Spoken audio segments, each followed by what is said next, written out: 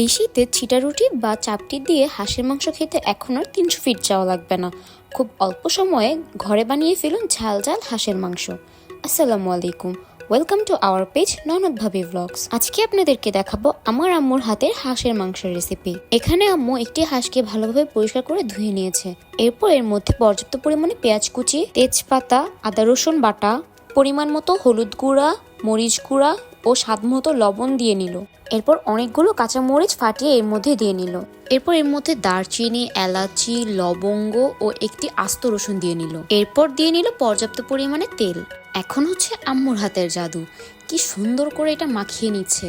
যত ভালোভাবে সময় নিয়ে মাংসটা মাখানো হবে, মাংসটা খেতে তত বেশি মজা হবে। আম্মুর হাতের হাঁসের মাংস কিন্তু অনেক বেশি মজা হয়। এরপর এর মধ্যে সামান্য পানি দিয়ে আম্মু চুলায় বসিয়ে দিল হাঁসের মাংসটা ভালোভাবে কষানোর জন্য। যত ভালোভাবে কষানো হবে মাংসটা তত বেশি মজা হবে। আম্মু হাঁসের মাংসটা খুব সময় নিয়ে ভালোভাবে কষিয়ে নিয়েছিল।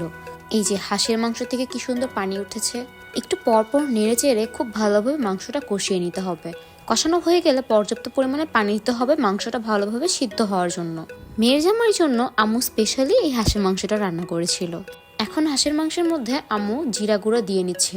এখন দেখে তো আবার আমার খেতে ইচ্ছে করছে, কত লোভনীয় লাগছে মাংসটা দেখতে। এই হাঁসের মাংসটা কিন্তু আমার হাজবেন্ড আর আমার বাবা অনেক বেশি পছন্দ করে। রেডি হয়ে গেছে আম্মুর হাতে স্পেশাল ঝাল ঝাল হাঁসের মাংস। আম্মু কিন্তু হাঁসের মাংসের সাথে ছিটা রুটিও বানিয়েছিল। ছিটা রুটির সাথে কিন্তু হাঁসের মাংসের কম্বিনেশনটা খুব জোস। অনেক দিন পর আম্মুর বাসায় এসেছি। আম্মুর হাতের এই ছিটা রুটি আর হাঁসের মাংস খেয়ে এত মজা লাগছিল। ভিডিওটি ভালো লেগে থাকলে like, comment and subscribe our YouTube channel. Thanks for watching.